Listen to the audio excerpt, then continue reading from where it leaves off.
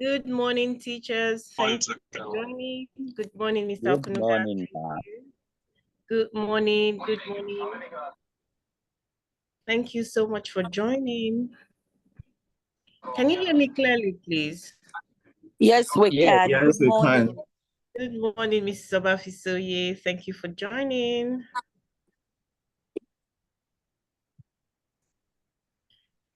Good morning, everyone. So today's webinar is a very exciting one. It's one of our lifestyle series, and today's topic is also very unique. Today we'll be looking at improving sleep for brain health, mindfulness, and productivity. My name is Mrs. Okewo. I am the educational consultant for Transformational Teachers Network, and I welcome all of you here today on behalf of our Executive Director of TTN, Dr. Kehinde Wani. Please kindly confirm you heard me. I can take it all over again. Yes, we can hear you clearly, ma'am. Right, thank you. So we're going to start off today with a very exciting starter. I hope we're all ready. Mr. Bayomi, if you can please share the picture. I have an exciting picture to show to you. I'd like you to look at the picture and identify 6 words. There are 6 words hidden in the picture. Would like you to please identify these words and type them in the chat room. Please do not type until I say you should type. I'll give you a few minutes to look at the picture and then I'll tell you to type in.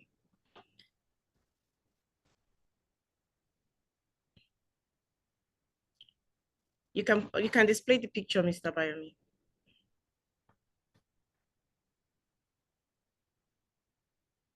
Right. So I'd like you to look at this picture critically and write down the words you see, the hidden words in the picture. Please do not type now. I'll tell you when to type in the chat room.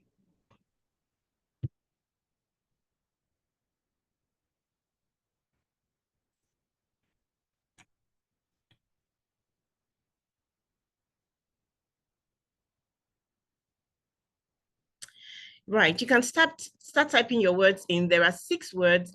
Type the words you see in the chat room now.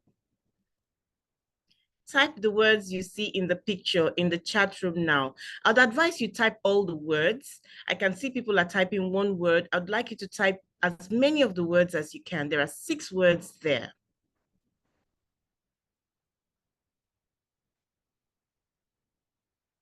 There are 6 words there. I'd like to see the person that will give me all 6 words. I can see 3 responses.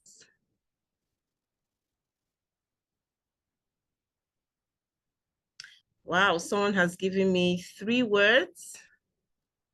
We'll see how correct they are.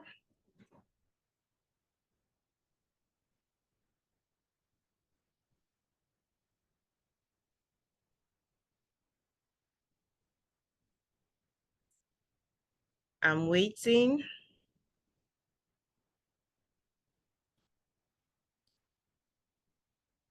All right, as many words as you can.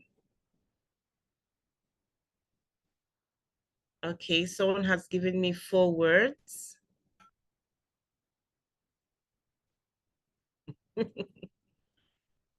There are hidden words in the picture, hidden words. It's not easy to find them.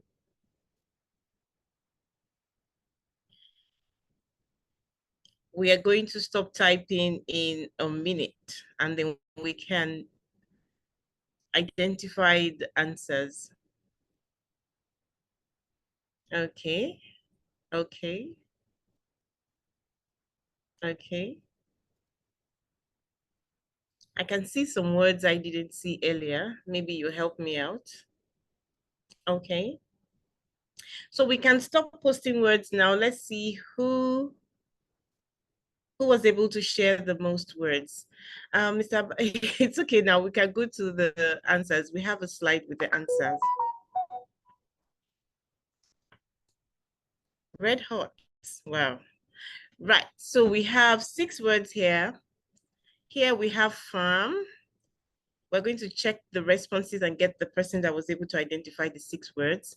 Here you have cow, C-O-W. And here you have apple. Here you have sun.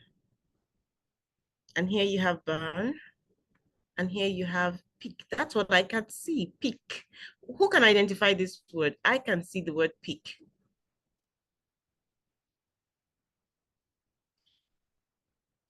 Type in the chat room if you think I'm correct. What I can see here is peak, or is it picking? Right, who got the 6 words correctly? If you did, please type your thank you, Susan, thank you. So 6 words, 1, 2, 3, 4, 5, 6. Is there anyone that got all 6 words correctly? Right, so I don't think so. I don't think so. But well done, everyone. Well done, well done. And once more, thank you for joining. Thank you. Today's webinar promises to be exciting. It's unique and very different from what you find out there. Thank you, and thank you so much. Mr. Abayomi, over to you.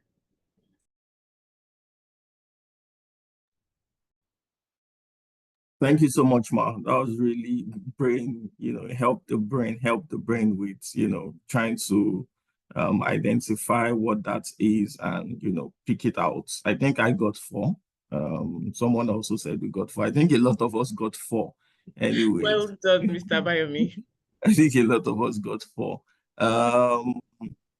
I think I can see Dr. Stephen is here already. So I'll just quickly read his bio. Yeah, so we don't take a lot of time, and we just want to quickly stick to time, and so we can be done on time, so people can go about their other businesses. Okay, so Dr. Stephen Adekoya is a general practitioner. He's also a UX researcher and data analyst, and he currently works with the Reliance Family Clinics, Agbagada. He's a product of the prestigious Olabisi Onabanjo University, where he obtained his Bachelor of Medicine and Bachelor of Surgery degree, and has also served in several roles in student bodies and health initiatives. With over half a decade of experience in the health advocacy space, his keen interest in public health, sexual and reproductive health has led him to dedicating his platform to promoting health education and practices, ensuring key challenges are tackled in his community. Please make welcome Dr. Stephen Adekoya. I just made you a co-host so you can also share your slides with us. All right. Good morning, Dr. Adekoya. Over to you. Yes, I need breeze now. I think you are muted, Dr. Adekoya. Yeah. Hi, good morning, everyone. Good morning. Good morning, Mr. Abayomi. Thank you very much for the warm welcome. Good morning, everyone, to all the lovely teachers on the call. Morning. Okay, well, let me start by saying that, well, I feel honored being here this morning to deliver this short session to the team, most especially with the fact that my mom happens to be a teacher, my grandmother, my late grandmother too, also happened to be a teacher. So I think I have this very, very huge respect for teachers, and it's very I'm very glad to be here this morning. Well, like I always say in all of my sessions, I like to very much not make it look like a lecture. Lectures can come off as being boring. As someone who has been on the other end of a classroom, it's very easy for you to lose focus, for you to get distracted. More so when it's a virtual session, and so as much as possible, I would like us to make this an interactive session. I'm turning on my video so that we can all see me, so that at least there's increased interaction here. I'm not requesting for everyone to turn on your videos, but at the very least, please let us try to interact. I can see your comments in the chat box.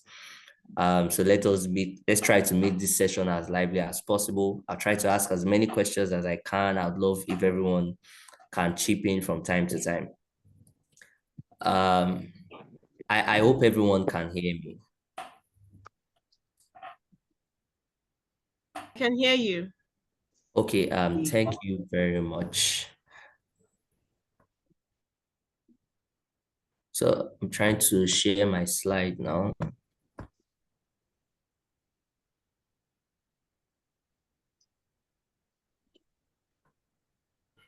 Okay, can we all see the slide? Yes, we can. Yes. Okay.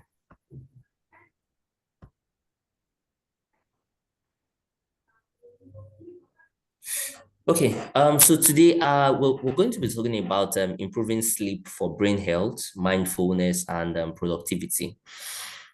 I want to believe that there is no one here that this topic should sound strange to, because we all sleep. I want to assume that we all sleep. I'm sure that some of you have woken up this morning from your beautiful Friday sleep. Friday sleep, it's different when you're not going to work on Saturday. For some of us, when you don't have an L talk to deliver on a Saturday morning, by this time you're probably still in bed. So sleep is very, very, very important. And I feel this is a very important topic because it has a direct impact on how productive we are as a human being, as an employee, as a teacher, whatever profession you're in. But before I go ahead, I would want to ask questions. I would like if we have at least like 5 people who can just, unmute their microphones and then answer the question.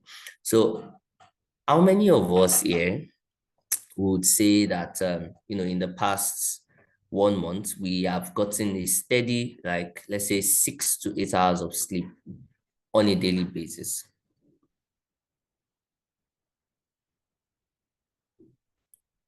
Anybody? I have. Every day? Yes. Okay, that's very good. Is there any other person here, aside Miss or Mrs. Fatima, that has been getting that amount of sleep on a daily basis?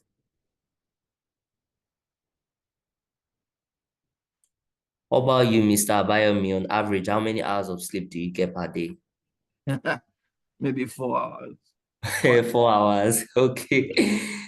Okay. I can see some random names here. I think I'll probably just call since our people are not answering. They're 5 not hours. bothering. I'm sorry, I didn't get that. 5 hours max. 5 hours max. Okay. So we have 3 people now. Someone has said she gets 6 to 8. Mr. Bayami said 5 hours. I'm not sure who spoke now, but I know someone said 5 hours also. Do we have anyone here that would say they've been getting like 10 hours on a daily basis? Let's go. Mr. Olumide, is that you? You've been getting 10 hours?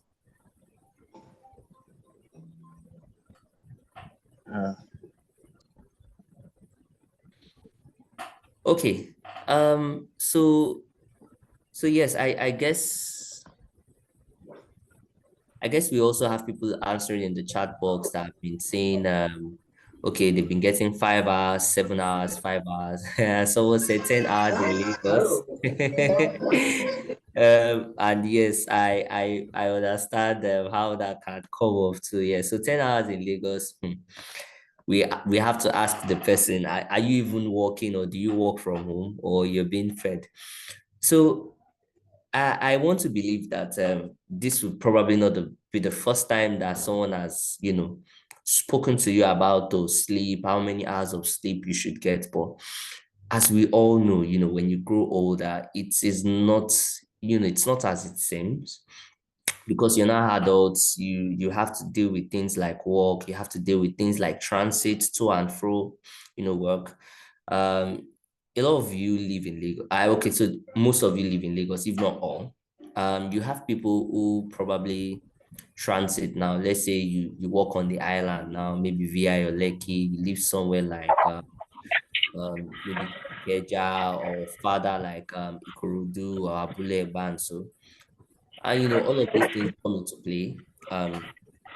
deciding how many hours of sleep an individual like gets on a daily basis.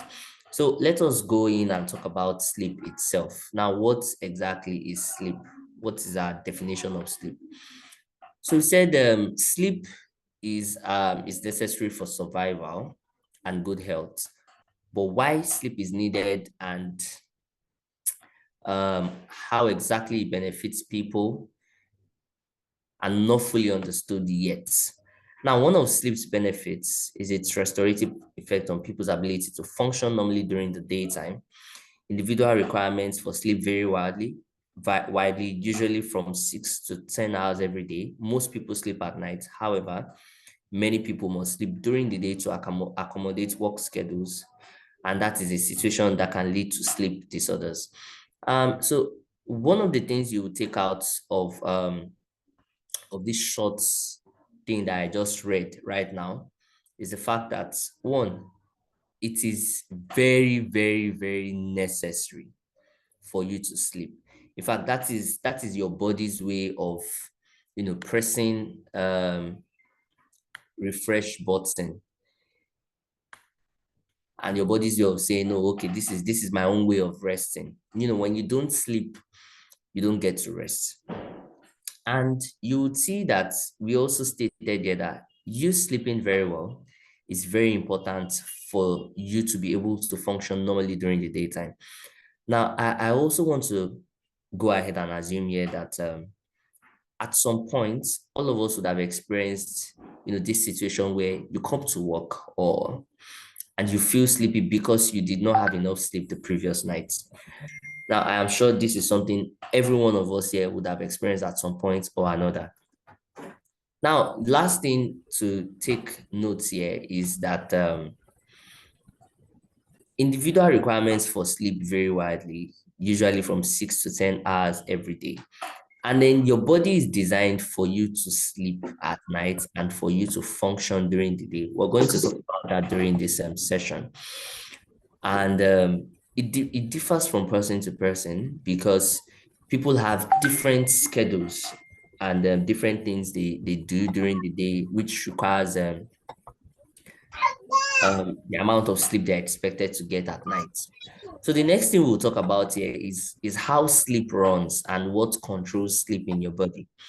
And that is something we call the circadian rhythm. And it's commonly known as the body clock.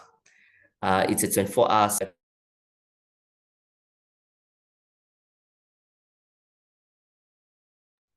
that is part of the body's internal clock running in the background to carry out essential functions and processes.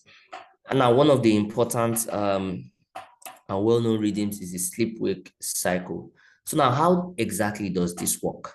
So what it does exactly is that it makes sure your body is optimized at various times of the day for what you expect it to do. So it coordinates your system in a way that, when you're eating, your digestive system is producing the necessary hormones around the time you are eating so that they are primed to, facilitate digestion. If it's also time when it expects you to be very active and you need maybe more glucose running through your body, it is what primes the endocrine system to regulate the hormones to do the needful. So now how does it control the sleep? So during the day, and then I want you to take note of the first item on this list.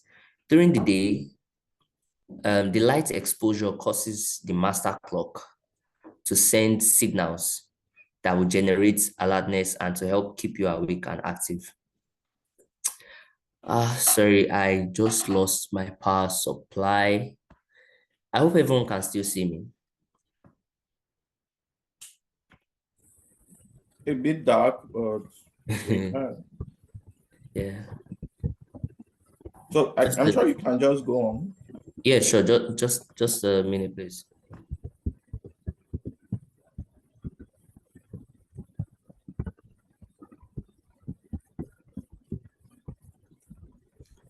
Okay, so let's go back to the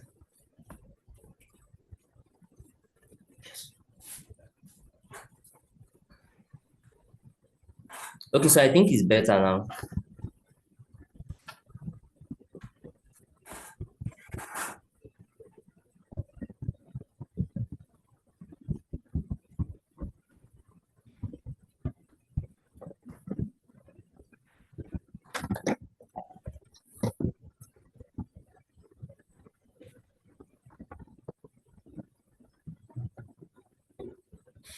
Okay, sir, can you see my slide now?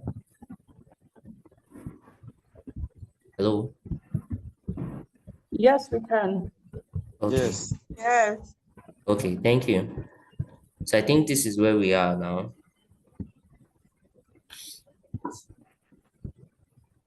Okay, so as I was saying, during the day,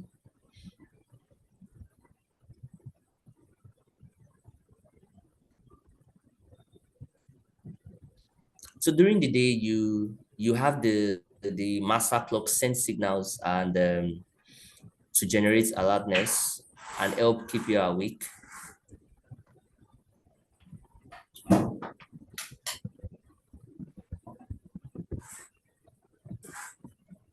And help keep you awake and active. And then as night falls, that same master clock now produces something we call melatonin, which is an hormone that promotes sleep, and then it keeps transmitting signals to keep you asleep throughout the night. So now in this way, the circadian rhythm is able to align your sleep and then your wakefulness with day and night, such that you're active during the day, you have energy to function during the day, and then you won't sleep at night. Now, this is why you would see that there are times where even if you don't do so much, when you're at home, and even if you sleep all day, once it is night time, you're still going to feel sleepy because everywhere is dark. Your body already knows that, oh, this is the time to now produce that hormone that makes you sleep. So now we're talking about sleep hygiene. Let me pause here and ask, are you people following? Do you need me to go over anything again? Are we still there? We're very much present. We're still here. We're there. I'm here. Okay, thank you very much for the response. Yes, so like I said, we have the sleep hygiene, which is how we expect you to, is one of the most straightforward ways that you can set yourself up for better sleep, and be described as having both a bedroom environment and daily routines that will promote consistent and uninterrupted sleep. So now the ideal sleep hygiene is coined as having a stable sleep schedule, making your bedroom comfortable, free of disruptions, following a relaxing pre-bed routine, and building healthy habits during the day. So now what are the signs that you have poor sleep hygiene? One of it is that you're having a hard time falling asleep. I've met a couple of people who come and then they tell me that, oh, when I try to sleep, I lie down from like 10 o'clock and I'm still awake till 2. Now that is not a very good thing, because we expect that once you say, oh, it's time to sleep, and then you're on your bed, within 10 to 15 minutes, you should be asleep already. Another sign of poor sleep hygiene is, when you're experiencing frequent sleep disturbances, or you're having daytime sleepiness. And those are some of the most telling signs of poor sleep hygiene. The third one here is an overall lack of consistency in sleep quantity or quality. Now, one of the ways you know this is when you sleep, you wake up, and then you don't feel well rested. Like I said, good sleep is your body's way of pressing that refresh button. Now, so when you wake up and you don't feel that way, we cannot say that the sleep has done what it should do for you. So now, what are the importance of sleep? So we have a short list here. Some of them you might not want to agree, but that is the truth. So you have the fact that sleep helps you improve your concentration and productivity. One way to demonstrate this is what happens when you don't sleep well. For example, we have had people who have had exams that they did not do well, or interviews, because the previous night they slept, they woke up all through. They said they were preparing. For someone like me now, all through my medical school days, I had a, very personal rules, is that for weeks, for months to your exams, you can, stay all night as much as you want. You can read till 4 a.m., 3 a.m. But the last 2 to 3 days before your exam, you make sure that 9 p.m. you're on your bed sleeping, because we know very well how it is possible for people to read very well. They don't sleep, they come into the exam hall, and then they cannot perform well because they can't concentrate and their productivity is really low. We also have the fact that it helps maintain and lose weight. It strengthens your heart, it affects your sugar metabolism and your risk of having type 2 DM. It helps you support a healthy immune system, and it can maximize your physical and mental performance. Now we have some things that we call sleep disorders, which is when you have some should I call it I'm looking for the simplest way to put it now. When you have an issue, let's say the simplest layman we can put it is issues with your sleep. The most common one here is insomnia. Simply put, lack of sleep or inability to sleep, maybe not falling asleep as fast as you want, or not being able to stay asleep. We also have sleep apnea, which is when people have issues. Maybe there's a difficulty breathing while they're sleeping, or difficulty breathing while they're sleeping. We have parasomnias, difficulty falling asleep, nightmares, sleep paralysis, as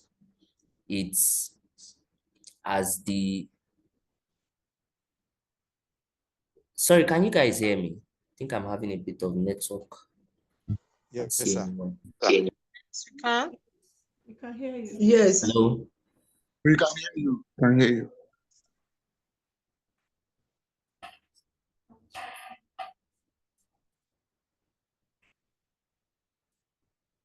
Okay, can you still see is my video still on? I can't see my... Your slides are on still. Your video is on. Yeah, we can see and hear you. Okay, thank you very much. Let me go on. And then we have others like narcolepsy, restless leg syndrome, REM, sleep behavior disorder. Now, we are not going to go in depth into this because it is beyond the scope of our conversation this morning, but we're just bringing it to your knowledge that we can have certain disorders that could affect your sleep. So next slide. So what does lack of sleep cause? So what are the things that could happen when you're not sleeping well? I think I want to pause here and ask questions too. Let me pause here and ask questions. As I would like, if we have at least like 5 people to answer, what happens to you when you don't sleep well?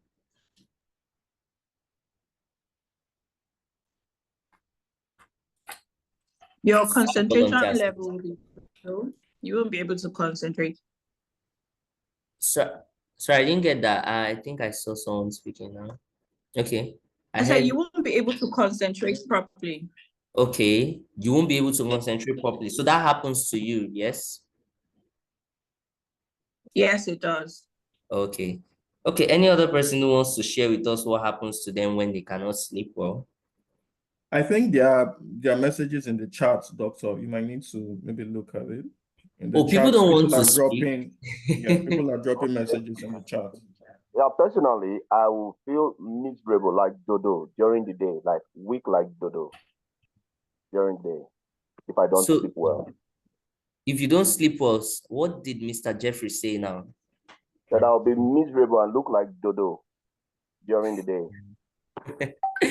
Okay, duly noted, Mr. Jeffrey. So 5 volunteers to speak. Okay, I can see in the chat box, someone said memory problem. Onyema Victoria said, I would feel nauseous. Okay, transfer of aggression. I will begin to feel headache resulting in IBP. Very good. I mean, not the BP is not very good, but like that's a very good answer. Increased irritability, headaches, you may be cranky, grouchy, headache, productivity. So, well, these are very, very, very good answers. Reduced cognitive ability. Very good. So yes, you have all given us very, very good answers, and I'm sure that you see some of your answers as we go on in our conversation this morning. So what are the effects of sleep deprivation? One we have here is that it drains your mental abilities, it puts your physical health at real risk. Someone already mentioned that though they're unable to concentrate, it affects their productivity when they don't sleep well. So these are some of these highlights all of the with sleep deprivation, but we have slides that take it one by one. So we have one here, that's the high blood pressure, and can also lead to heart attack and stroke. Now, how does this happen? Because when you don't sleep well, the poor sleep affects the ability, your body's ability to keep your heart and blood vessels healthy. And this is why people who don't get enough sleep are prone to have cardiovascular diseases like hypertension and then to heart attack. And then we already have like a study that links insomnia to an increase in incidence of heart attack and stroke. So diabetes and weight gain. We have said here that, we've talked about how sleep affects production of hormones and how they function and all of that. So there are two particular hormones that we're talking about here. We call them leptin and ghrelin, and they control the feelings of hunger and fullness. So leptin tells your brain that, oh, you've had enough. After 10 wraps of fufu, I don't think you should take more. Meanwhile, ghrelin is the one that, I believe ghrelin is the one that stimulates your appetite. So they have to be kept in perfect balance so that you don't eat too much and you eat enough. So what happens when you don't sleep well is that there's an imbalance in how the hormones are produced. So you don't have enough leptin and you have too much ghrelin, which means you start eating a lot. You could find yourself in a situation where 12 midnight, you're walking into the kitchen to make a bar or what have you. And then, of course, these are habits that could lead to you becoming obese, could lead to you having diabetes. Reduced immune system. Like we said, it keeps your body fresh. Your immune system is responsible for fighting off diseases. You come in contact with a lot of bacteria on a daily basis, but you don't fall sick all the time because your immune system takes care of, like, let's say 80% of all of those issues. However, when your immune system is not as strong as it should be, you start coming down with different illnesses, from bacteria to viruses and what you have. We also have premature wrinkling of skin and aging, which I'm sure that a lot of you will agree with me. When people are not, it's something we commonly say. Yeah, you say, you're looking older than your age because you're stressing yourself too much. Of course, it's normal to get stressed, but when you're getting stressed and you're not sleeping enough, which is your body's way of handling that stress, you start having premature wrinkling of skin and then aging.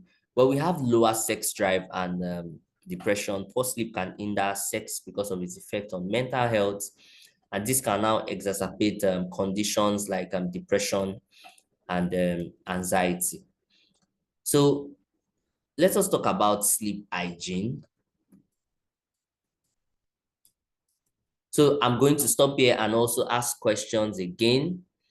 So what are the things you do when you want to sleep? How have you been doing it? I want you to share tips with me and the rest of our colleagues here. That how have you been doing it? That okay, someone said you would be angry with a student if he doesn't sleep well. Okay, so I understand that. So now, please share in the chat box. I'd also like if at least 5 people can unmute and then speak. What have you been doing to make sure that what practices have you been engaging in to make sure that you sleep well? Please share with us. I'd like to listen before we now talk about sleep hygiene. Sometimes I take Actifed. I know it's not good, but sometimes I do that. So sometimes you take Actifed if you want to sleep. Yeah, I know it's not a healthy habit, but sometimes I do that. Okay. Well, I appreciate the honesty. I have okay, thank you very much. I have someone with a hand raised, Ngozi Okafor. Yes. Whenever I feel like sleeping, I just take up my rosary. Once I start saying rosary, I'll say, there's a kind of rosary we call it, thank you, Jesus. You say it there 1,000 times. And once I say my normal prayers, I just hold it and start reciting it. I'll just sleep off. Comfortably. Okay, That is just my only I think system. I'm probably going to get a rosary and try that out someday. Yes, it works. It works. Okay. It works for so many. I've made a suggestion. Thank you. I'm probably going to speak about why that works for you. I think there's an explanation for that. I have another hand raised, and B, please go ahead.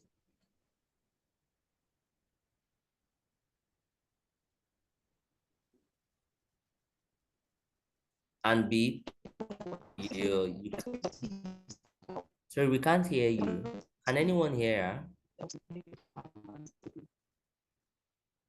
Hello, Han B, please go ahead and speak. Okay.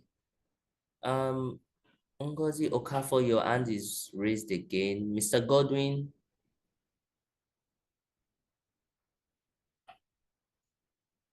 Mr. Godwin, please go ahead. Your hand is raised. So I think you're the third person.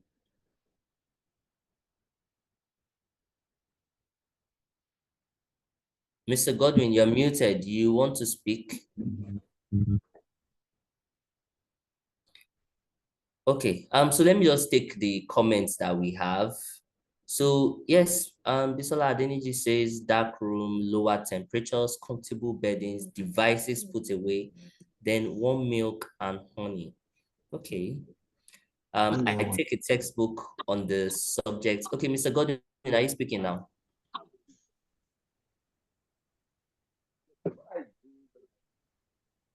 Okay. So Mr. Razak here says, I take a textbook on the subject I don't like. Before I know it, I sleep off. DDH says, no coffee after 4 p.m. He's on Facebook around 10 p.m. and look through reels, some downtime, and then I pray. Valentine says, take my baths. I put my phone away. Dr. Stella says, chamomile tea. Okay. Dr. Stella, do you mind? Do you do that every day, every night? You can respond in the chat box. So Morenike says, I need to be well covered with a blanket or cover clothes. It makes me feel cozy. Okay, Dr. Stella, I said, do you take your chamomile tea every night? No, not every night. When I don't feel like sleeping, so I take it to calm my blood. Okay. So Mr. Sunday says, I put my phone in silence. Okay. So we have a lot of comments here. And yes, very, very good. Okay, so Mr. Jeffrey, last one. Okay, for me personally, thank you very much. For me personally, I want the room to be dark, no noise, no sound at all. It's very neat environment. If the place is not neat, I can it's very there's one cloth lying is somehow in the bed. I just cannot sleep. The place has to be neat and dark. That's how I play. Okay. Thank you very much for that, Mr. Jeffrey. Okay, Mr. Godwin, last comments, please.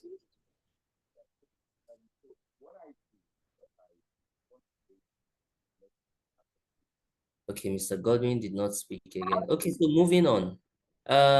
So thank you very much for the comments, for the responses. Very good one. And then when we go through our slide on sleep hygiene, you will all see that you've been you've actually been doing things that we agree with, and then probably some that we would want to address. that has been helping you sleep. So one of the first things that we say is about having a sleep schedule so that your body adjusts to a particular rhythm. So the first thing is that, you should have a bedtime set for yourself that every night, this is when I want to go to bed.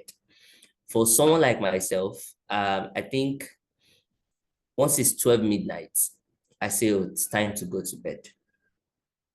The earliest I probably would sleep would be around 10, 11 p.m. And then by 6:30, 6 a.m., I'm awake. So it's very necessary for you to have a bedtime. I mean, I remember those days when we were younger, as kids, you would have a bedtime for you. Your parents would be like, oh, it's time to go to bed. But now as adults, you need to have a self-imposed bedtime that you go to bed because your body has to be used to a rhythm. Next thing is that you set aside no more than 8 hours for sleep. Well, we've said that, we've addressed that in the beginning. If you don't fall asleep within 20 minutes of going to bed, leave your bedroom and do something relaxing. Now, you would also notice that a lot of you have mentioned certain things that you do to relax, even though you didn't put it in that way. So some people said they listen to music, some said they shower, some said they try to take tea and stuff like that, which again is something we encourage because you have to be relaxed before you can fall asleep. If you're in a turbulent environment, somewhere that is noisy, it is not going to happen. Okay. Another thing is to pay attention to what you eat and drink. So yes, number one, your environment must be restful. We don't want you, if there's noise where you are. Someone said she sleeps once she puts the kids to bed. And I want to imagine that that's because when they are weak, they're probably running around, playing, doing things and disturbing, and the environment is not calm. So the first thing you have to address is your environment. Next thing, your food and what you eat. We don't want you to have meals or drinks close to when you sleep. Heavy meals, large meals, also things like nicotine, caffeine, alcohol are things that you shouldn't take when it's close to your bedtime. Some people would say, alcohol makes them sleep, which we acknowledge that it might make you feel sleepy at first, but it's also possible that it disrupts your sleep later at night. Now, limit daytime naps. This might come off somehow because I know some people like sleeping in the afternoon a lot. But the truth is, when you sleep in the afternoon, it disrupts your sleep at night. The only people that we recommend that, they should sleep very well at during the daytime are those that work at night, because you have to pay your sleep debt. You already know you're not going to be sleeping at night, so we encourage you to sleep during the day. But if you're not in that category, it will not be in your benefit if you're sleeping at night. So of course, regular physical activity, this is for people who don't exercise. We encourage them to exercise as much as possible. Of course, manage your worries. If your mind is not at rest, you will not be able to sleep. And this is why we talk about you managing your worry as a part of sleep hygiene. We've said, okay, jot down what's on your mind, set it aside for tomorrow, try to have a calm mind, and then manage your stress adequately, and then you can sleep. I believe the other ones that I would like to add that are not included in this slide is the fact that for a lot of people, their bed, we've talked about the restful environment, but we did not talk about the bed. Now, that is probably the most important environment for sleep. For a lot of people, the beds they have, especially those of us that are still bachelors, or married people, they have clothes on their bed, they have laptops on their bed, books on their bed.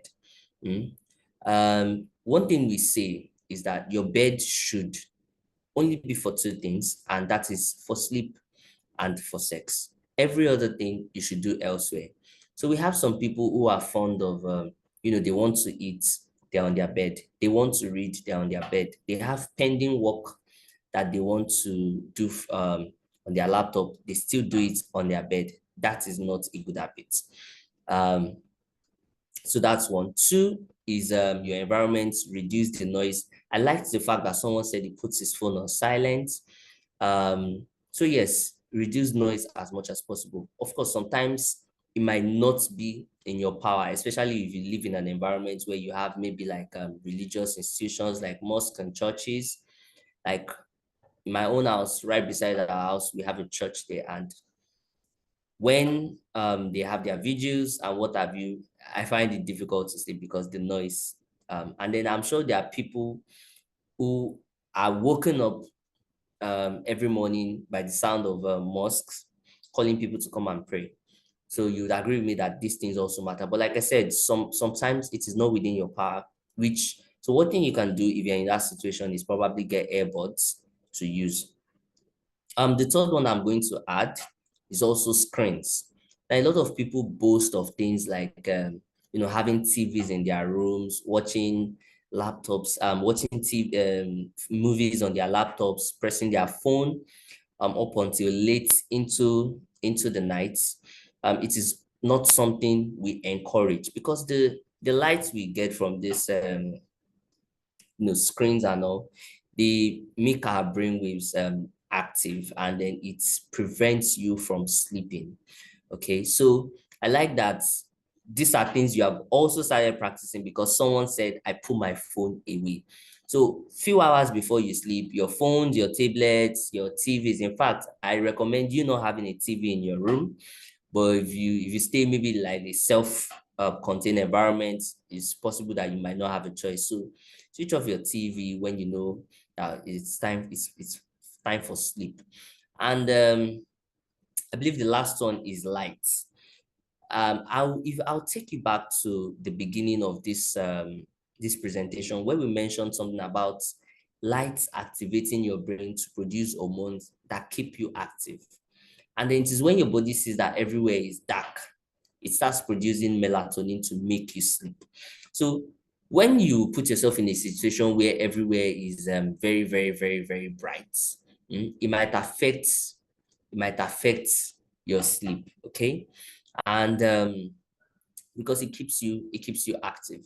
So we encourage that when you want to sleep, you turn off the lights, or at the very least, you have this maybe lights that are not bright. I think I don't really know the names they call them, but I'm sure people would have seen them before. They're usually colored, or maybe we have some lights now that you can dim. Oh, someone said mood lights. Thank you very much. So I've also seen some lights where the switch are not the normal turn on and off. You can roll it, you can control how bright it is. So if you still want a bit of light in your room because you want to see, you have the option of sunning it down and dimming it. So with that, I hope everyone here would have learned one thing or another that they will start applying to the daily routines to make sure that they sleep very well. And of course, when you see someone, your friends, your partners at home, and doing something, you can tell them confidently that I don't think you should be doing this because it would affect your sleep. This is what the doctor said at the webinar we had the other day. So thank you very much. So this is where we'll start taking questions. So if you have questions, please either drop them in the chat box or signify raise up your hand so that we can take your questions if you'd like to speak. So thank you very much. We're taking questions now.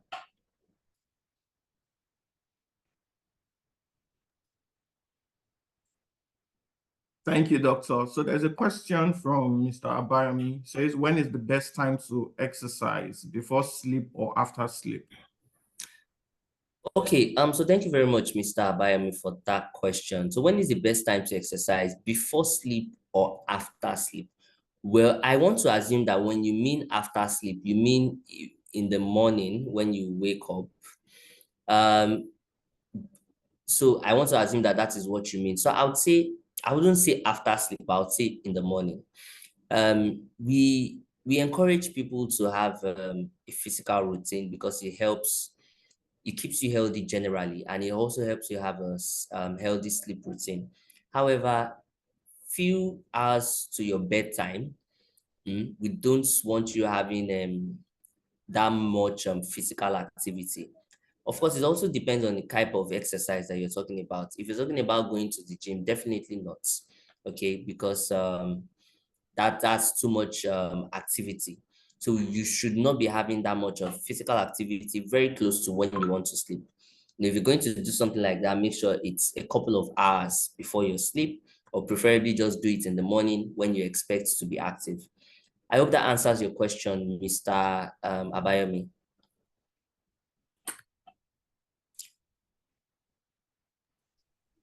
Good morning, Mr. Stephen. Good morning, sir. Yeah, good morning. Sorry, I wanted to ask a question. Amadi Chidozie is my name. I wanted to ask a question. For one who wakes up maybe after in the middle of the night, maybe after you've gone to bed, and at the end of the day, maybe in the night around 1, 2, I don't know, you wake up, maybe to ease yourself, and at the end of the day, you're finding it difficult to sleep back. What strategy can you recommend to the person who is kind of like having difficulties or challenges sometimes, might not be all the time, in sleeping, maybe after waking up in the night, maybe to do one or two things and going back to bed again? Okay. Thank you very much for the question, Mr. Amadi. That's actually a very good question. Well, like we said, sleep hygiene or good sleep does not just talk about you going to bed in a timely fashion. It also means you staying asleep until it's the proper time for you to wake up. So if we have someone who is in a situation where they have to wake up in the middle of the night and they find it difficult sleeping, going back to bed, that might be an issue. Now, some of the things that I will recommend are all of the things that we have recommended in the course of this webinar to encourage your sleep. Another one I'm going to add is going to be fluid control. So I would recommend for someone like that to reduce the quantity of water they take very close to their bedtime.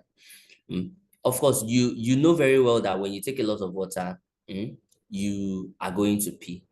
Okay, so let's imagine that you're about to sleep and then 10-15 minutes you go into the kitchen and you have you take a huge jug of water. Definitely in a couple of hours you're going to wake up to go and pee.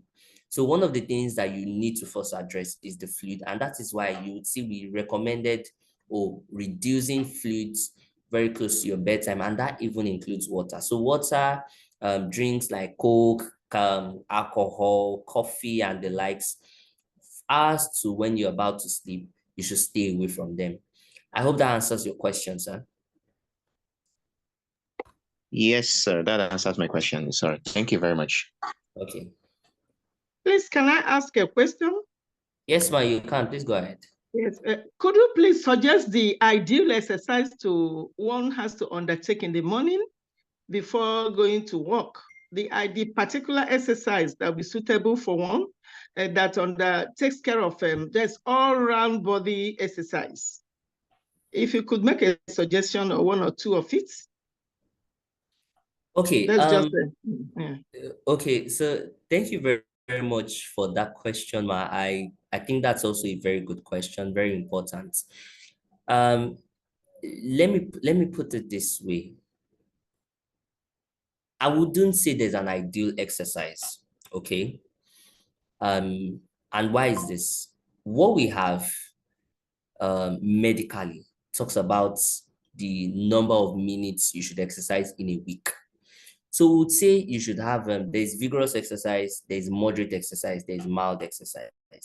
So when we say vigorous, so we're talking about things like weightlifting, going to the gym, running on the treadmills, a lot of all those things, people basically that are involved in bodybuilding. So that's like the moderate ones. The vigorous ones. When it comes to mild and moderate, so things like walking, jogging, skipping, even walking up and down the stairs can count as both mild and moderate exercise. What you should pay more attention to is how long you spend doing these things. Okay. So when we talk about vigorous exercise, we recommend 75 minutes of that in a week. For moderate, we'll say 150 minutes every week. So if you decide that all you just want to do is you just want to walk, if you live in an estate where you can take a walk around, maybe in the evenings, 30 minutes of walking per day is going to do your body a lot of good. Also, it's also age dependent and all of that. I'm not going to see someone who is not so that physically fit and say, okay, you know what, you need to start going to the gym and lifting weights. No. So I wouldn't say there's an ideal exercise, but there are a lot of things that you can do. If you have staircase in your house and then you just go every evening, you walk up and down 5 times, 10 times, it is going to do your body a lot of good. You walk around the estate, it's going to do your body a lot of good. If you can go as far as skipping, that is also a good thing. Okay, so if for the men now, if they can do push-ups, weightlifting, going to the gym, treadmills and all, it's also very good. So there is no ideal exercise, but there are a lot of things that you can engage in that would count as exercise. I hope that answers your question, man. Yeah, thank you very much. But they said that skipping is not good for somebody that has attained the age of 60 upwards. Well, so, that is why I said it's also age dependent, because I'm not going to look at someone who is 60 and then under a skipping rope, because then we are looking at other issues too, like bone issues. Someone at that age could be prone to having things like arthritis, and also so it's age dependent. That's why there is no perfect answer. It's not like a one size fits all solution. So it has to be what works for you. So that, and most times walking solves a lot of problems. Thank you very much. I sincerely appreciate the explanations. Okay, man. Do we have any other questions? Okay, let me quickly check the chat box. I struggle with leg cramps at night, can wake me up out of sleep. So for that, I've been advised that more water. Okay, so some of these things don't apply to everybody. For example, in this situation, if you have someone who has been having leg cramps, first things first, we have to figure out why you're having leg cramps. If you come, this of course is the kind of thing you come to the clinic for. So you come to the clinic, we have to find out why you're having leg cramps, what kind of leg cramps are they, what's causing the leg cramps, okay? If there is no underlying cause and it is something maybe that is happening because you're dehydrated, yes, we would advise you to take more water. However, you would know that this slide or this conversation we've been having has not said don't drink enough water. It only says that you should not drink too close to your bedtime, okay? So if we have a situation where you have leg cramps, I would say it is very possible for you to drink enough water that is not close to your bedtime, okay? And I hope that answers your question, DDH. Not sure if that is. So I think this person here dropped a suggestion that you can also read a book, pray, or watch TV if you wake up in the middle of the night. Well, it works for me and I am able to get back to sleep. So yes, I agree with you. You can read the book, you can pray. I don't agree with watching TV because of the lights from the screen. It can worsen your inability to sleep, but I agree with every other thing, as long as you're relaxed. Kalista Esther, please go ahead and ask a question. Okay, good morning, doctor. I want to ask a question because this seminar is actually teachers, relating to teachers and all that. So as a mother, we resume, okay, let's say as teacher, we have to resume 7:30, and then you have to wake up, let's say 4 o'clock, start cooking, and then preparing the children. So what time will somebody have to exercise? Or is teaching part of exercise when we talk about teachers now? That's my question. Okay, thank you very much for that question. So I do understand that some people have very, very, very busy schedules like you have just shared. And it might be difficult to find like a dedicated time to exercise.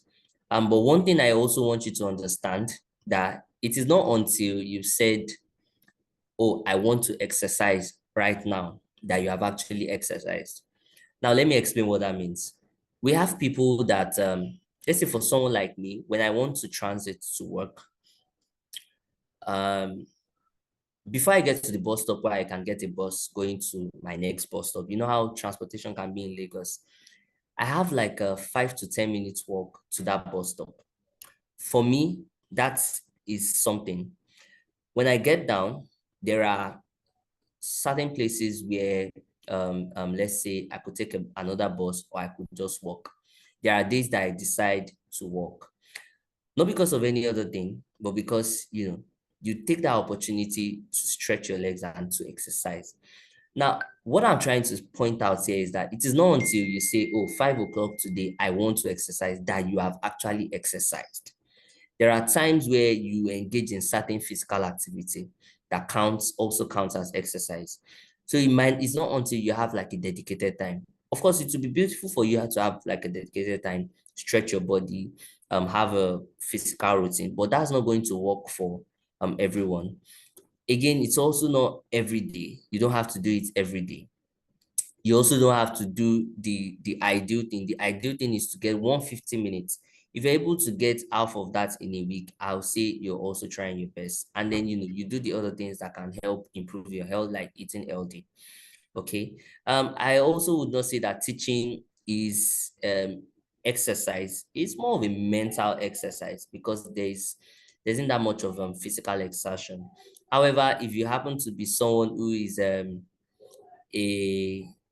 PhD teacher, I don't know if that's what they still call it. I've forgotten what they call it, but the sports teacher, I reckon that person probably does a lot of exercise in the course of his work as a teacher.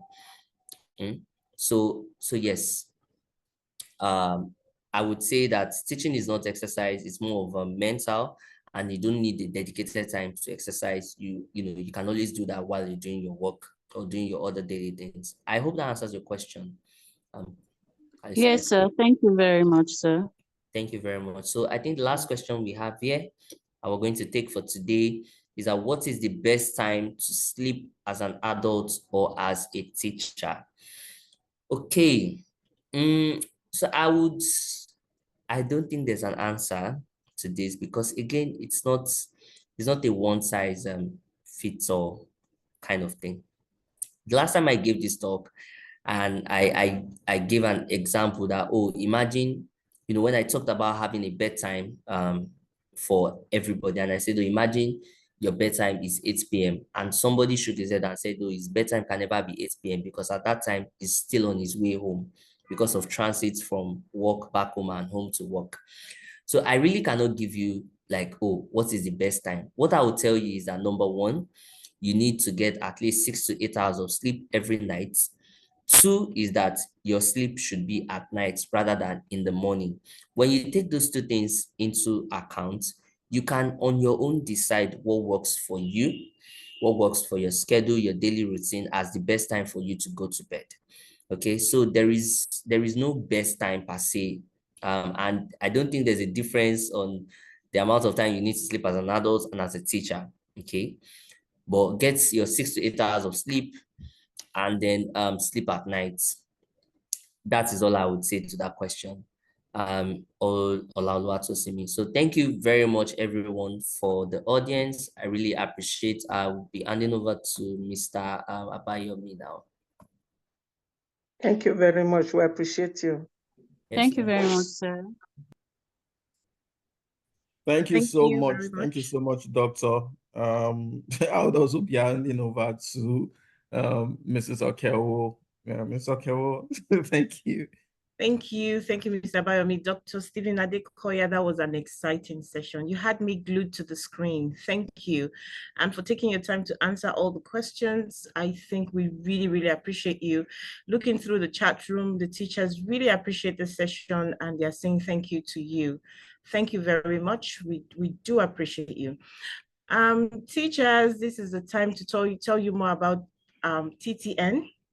Imagine what the session was like. It was really interesting, and I'm sure you appreciate that this session is needful. So at Transformational Teachers Network, we understand what is going on. We know the challenges teachers are facing, and what we're doing is ensure that we put structures in place to be able to mitigate whatever challenge teachers are facing. So I just want to go through the benefits of being a part of this awesome team. And let me tell you something. You can be a part of us for free. You don't have to pay anything to get certain benefits. Just join our group. Let us know. Get in touch with us. Mr. Bayomi is here. Mr. Bayomi, I don't know if you can post a number where people can reach us so that they can communicate with us. Let us know. Once you communicate with us, you'd like to be a part of TTN, we'll add you onto our dynamic group, and you start interacting with teachers. In our different groups, we have teachers from all over Nigeria, not just Lagos State, from public and private schools. So being a part of that community, it's enough. You get to learn from one another, you get to interact, you get to socialize, you get to learn from different people. And I think that's really, really awesome. So to be a part of TTN community, you get to be a part of those groups. You get to have monthly virtual meetings, just like one that we have now. And the good thing about our meeting is that it's kind of different, dynamic, touching different aspects of our lives.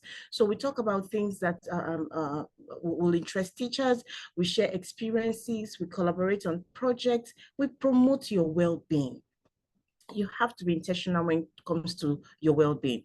We also have the quarterly trainings and workshops. For this workshop, we have things like topics like first aid, safeguarding and child protection, and of course, etiquette, health and finance. We also have, you also have access to resource sharing. We've created a resource repository. You can have access to lesson plans and other quality resources that have been quality assured by our QAC. You have access to these resources.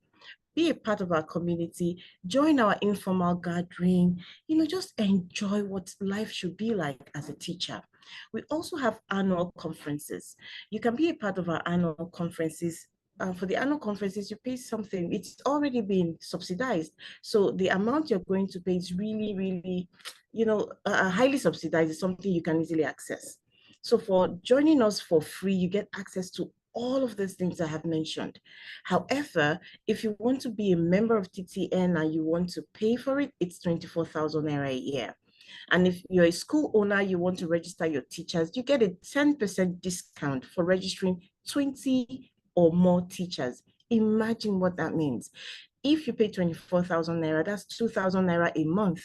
How cheap can it be? So it's accessible. We've subsidized it so that you can have access to good and quality assured resources. You have access to trainings that are handled by professionals in their field. So you really need to be a part of TTN.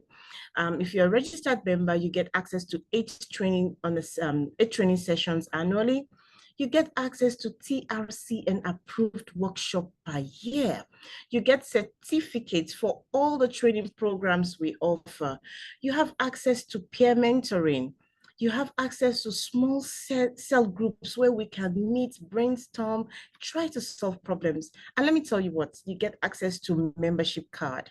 Now, you don't want to miss out on this. You also get access to email signatory. So when you have that email signatory, you put the logo on your email, and when you send emails, people can identify that you're part of TTN. Now, when you have the official membership card, you get discounts with our partners. Now, we have awesome partners like Choice Dentals, Smiley Kids, Kenga Ventures, the Lacy Outlet, and many more. With your membership cards, when you go to these our partner brands, you get discounts for the products they have and the services they provide. So be a part of TTN by registering with 24,000 naira. If you register your teachers, 20 or plus more teachers, you get a 10% discount and you have access to everything I've mentioned. Then let me tell you the last part of it. If you want to attend annual conferences outside Nigeria, you're going to the UK, East Africa for classroom observations and tour, you also get discounts. So reach out to us. Mr. Bayomi is going to drop a number. If you're interested, let us know and we'll get in touch with you. For free, get in touch with us, be a part of our community. You get access to all I have mentioned. If you register and subscribe to be a member, you get additional access and you get discount. Don't forget about the discount. I think today's webinar has been very, very exciting. I just want to say thank you, everyone, for being a part of this webinar. If you have questions, you can drop them here. Put your contact details. We will get in touch with you. Mr. Bayomi, I don't know if you have anything more to share. Yes, I do. So in the chat box, we've dropped the contact details. Also, we also drop in the feedback form. We'd like to get your feedback from this seminar, from this webinar. So please just follow the link that is on the charts and drop your feedback for us. We'd appreciate it. Thank you, Mr. Bayomi. Would really appreciate your feedback. Kindly click on the link and fill the feedback form. It will really help us to make things better. Thank you very much. Thank you. Yeah, so ahead of in August, we have, we'll be having another webinar. And we'll be discussing about Bloom's taxonomy. You definitely do not want to miss that. That's more education inclined, and I'm sure a lot of you would love to join that also. Right. We'll drop a link for the registration for that also. And we hope to see you there. Also, I'd like to say that only paid subscribers or so would be getting certificates going forward, right? So you probably want to join, and to get your certificate, you then have to be a paid subscriber to TTN. Thank you. Please engage the feedback form, and thank you. Have a great day. Thank you, Mr. Bayomi. Thank you, everyone. Please fill the feedback form. Would love to get your feedback. And kindly share the Bloom's taxonomy link in the different platforms you belong to. That would really help to spread the word.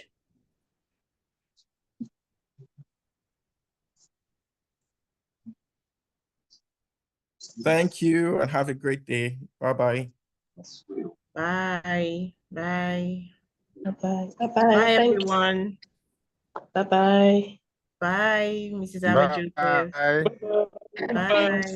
Bye-bye. Bye. Bye. Bye. Mr. Bye-bye. Bye, Dotun. August. Bye. God bless you. Bye. Bye-bye from Igbobi College community. Mr. Akambi, Igbobi College. Thank you for always being here. Up I say. Yes. Dotun. How are you? I'm fine. How are you? Good. I'm good. Keep Thank up the you good for work. always encouraging your teachers to be here. Thank you. Thank God for everything. Thank God for everything. God bless you. Take care of yourself. I will. Yeah. Thank you. Bye. Bye. Medical teachers, thank you. Thank you so much.